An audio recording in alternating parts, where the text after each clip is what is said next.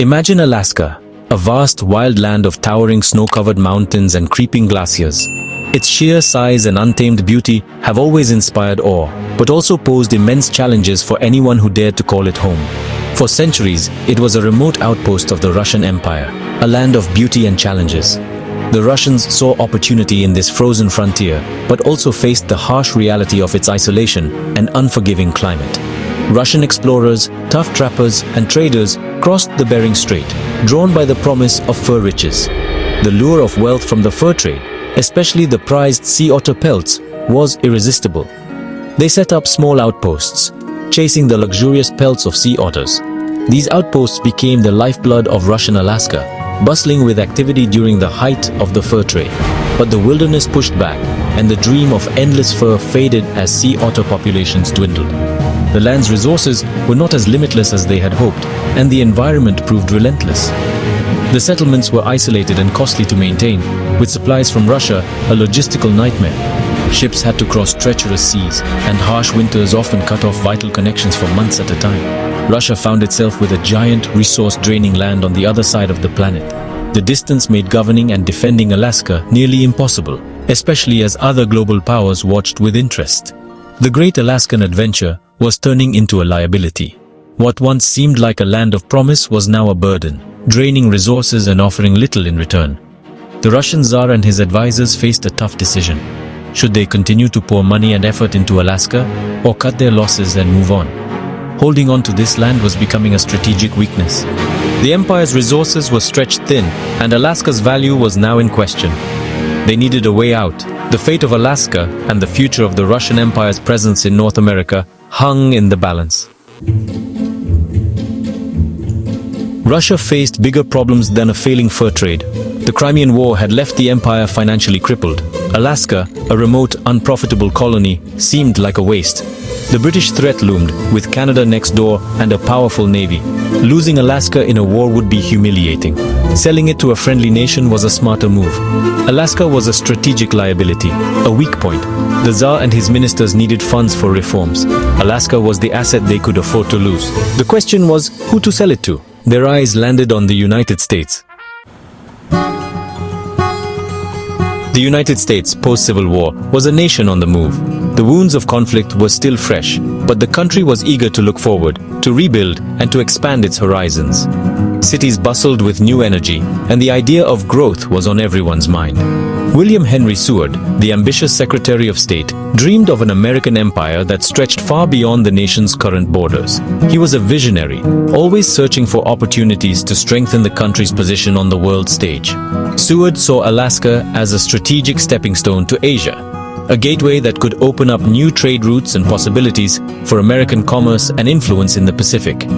Buying Alaska, he believed, would not only strengthen ties with Russia, but also expand American influence into new and promising territories. When Russia quietly hinted that Alaska might be for sale, Seward immediately recognized the opportunity. He moved quickly, determined not to let such a chance slip away. Negotiations were swift and shrouded in secrecy, with only a handful of trusted officials involved in the delicate talks. After intense bargaining, both sides settled on a price of $7.2 million, a staggering sum at the time, but a bargain for such a vast land. The historic treaty was signed on March 30th, 1867, marking a turning point in American history. With his signature, Seward secured a massive, untamed territory for his country, one that would shape the nation's future. He saw immense potential in Alaska's resources and location, even as many in the public and press remained deeply skeptical. Now, Seward faced his next challenge, convincing Americans that this frozen wilderness was more than just a giant icebox, and that it held the promise of a brighter future. The Alaska Purchase was met with public outrage. Spending millions on a frozen wilderness seemed absurd. Newspapers mocked it as Seward's folly and Seward's icebox. Alaska was seen as a barren wasteland. Despite the outcry, Seward fought for the treaty's approval. He argued Alaska's strategic importance and potential riches. Slowly, he won over Congress. The Senate ratified the treaty. The U.S. took possession of Alaska on October 18, 1867. Critics had their fun, but Seward was about to have the last laugh. For decades, Alaska seemed like a quiet, remote territory, isolated from the bustling centers of American life.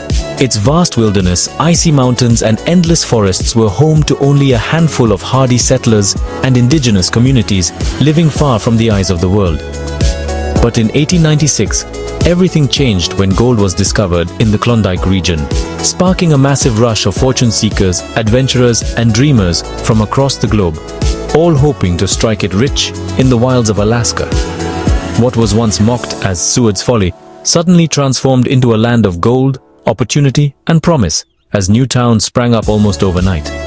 Alaska revealed its true wealth, not just gold, but also vast reserves of copper, silver, and other valuable minerals hidden beneath its rugged terrain, waiting to be unearthed.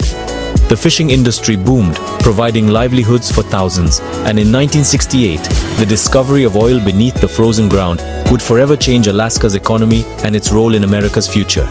The initial price tag of $7.2 million looked, in hindsight, like the deal of the millennium, a sum that would yield untold riches for generations to come. For Russia, selling Alaska was a strategic move, a way to offload a distant territory and focus on more pressing concerns closer to home. For the United States, it was an incredible bargain, a chance to expand its borders and resources in ways few could have imagined at the time. Over time, Alaska became a vital part of the nation, contributing to its diversity, strength, and prosperity, and shaping the American story in unique ways.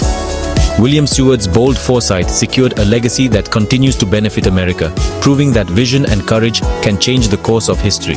The purchase was a calculated risk, a leap of faith that became one of history's greatest bargains, and a testament to the power of daring decisions. Sometimes, the craziest ideas, those that seem foolish at first, are the ones that truly change the world for the better.